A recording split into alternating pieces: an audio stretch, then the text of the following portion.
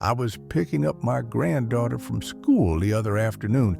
She climbed into the passenger seat and closed the door gently, like she didn't want to disturb anything. She didn't look upset. She didn't look angry.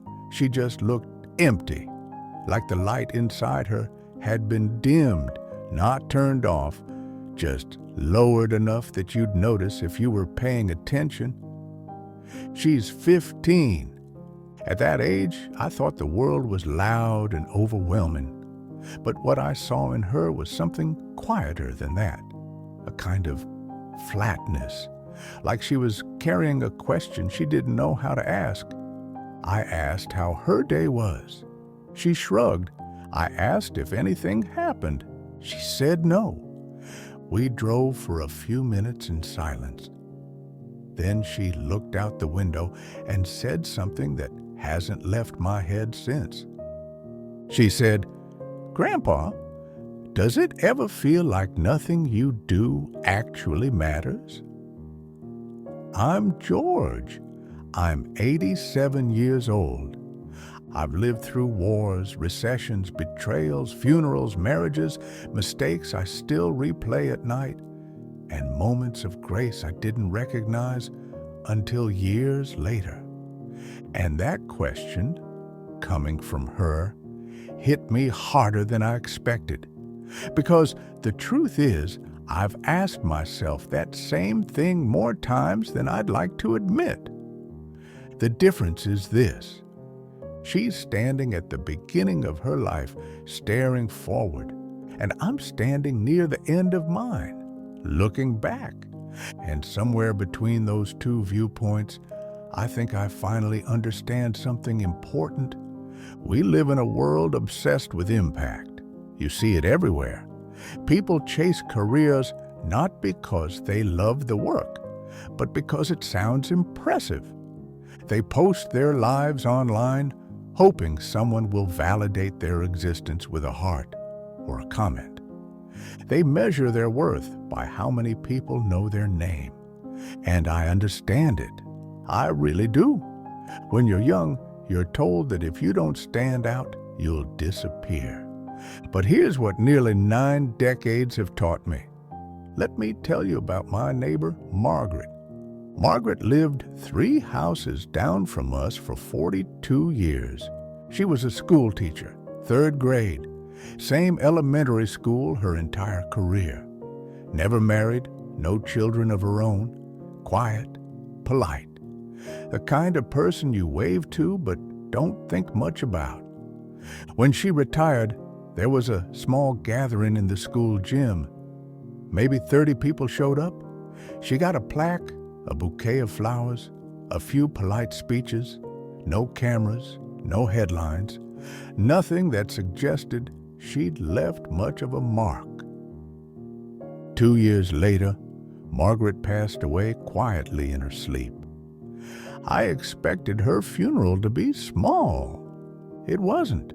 The church was packed. People stood along the walls. Some sat on the floor.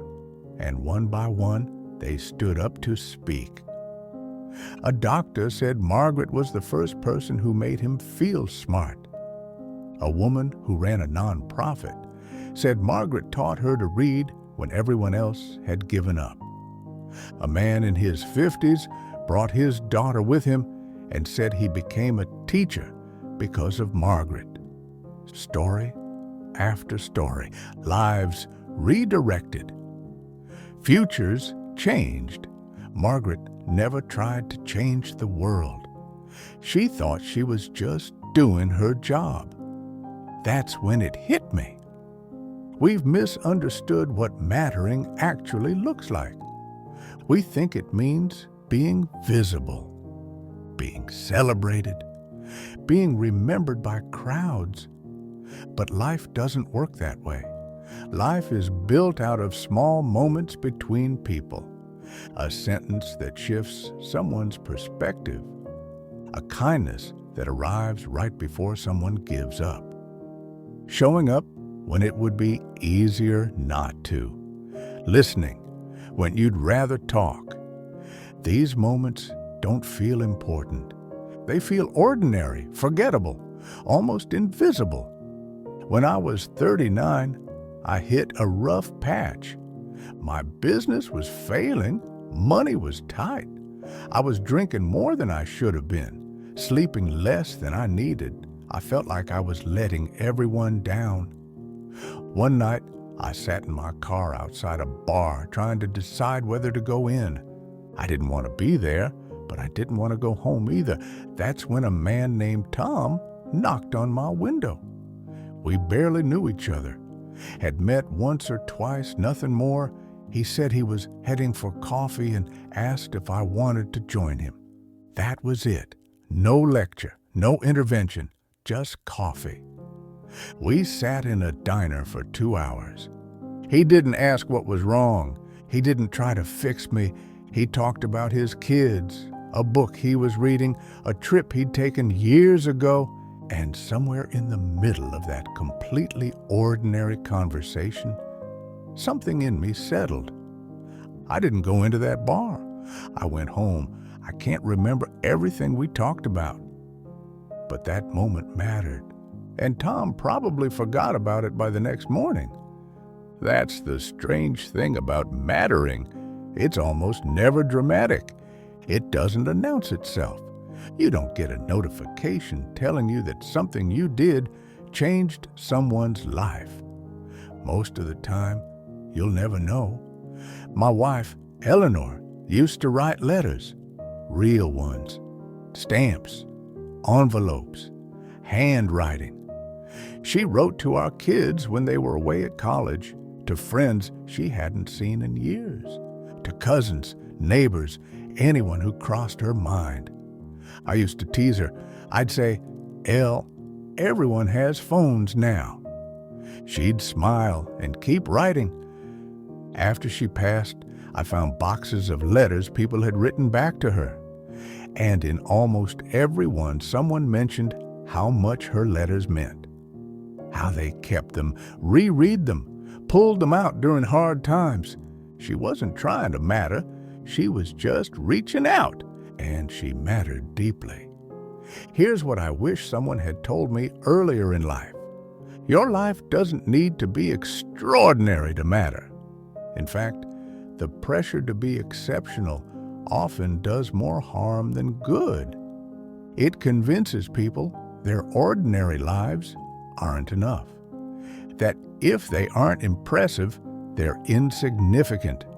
But almost everything that holds this world together is done by people no one will remember.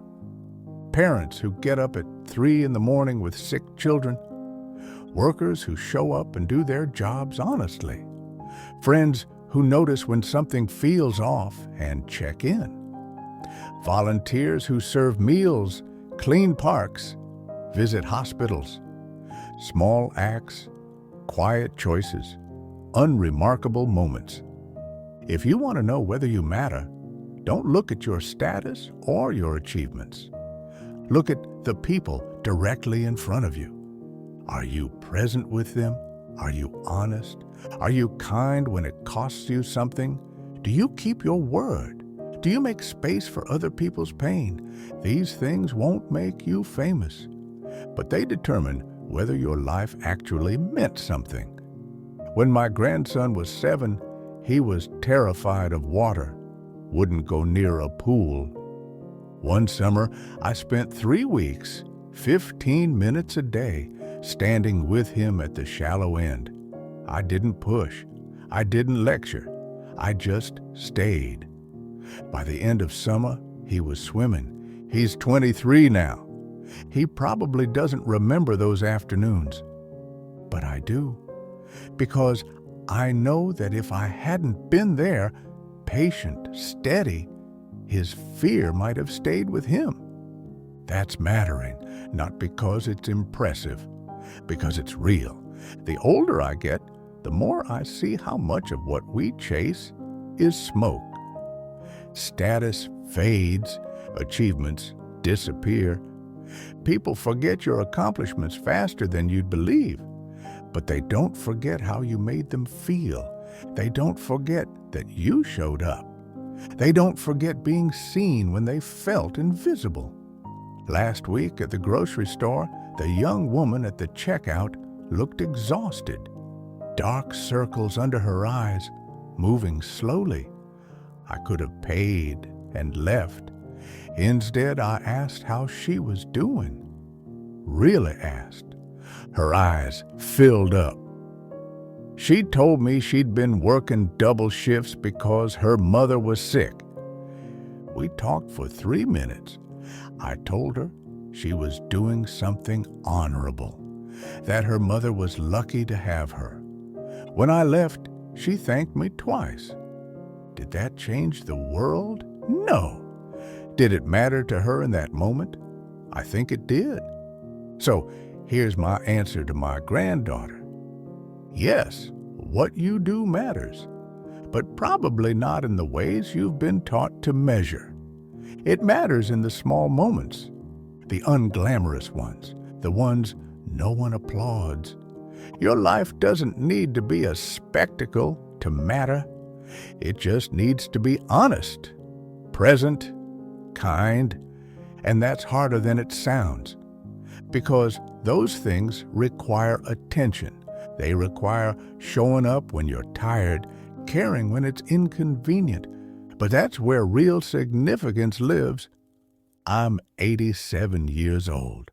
I don't have many years left. And when I think about what I want my life to have meant, I don't think about awards. I think about the people I loved well, the moments I stayed, the conversations where I really listened. Those are the things that mattered, and they will outlast me.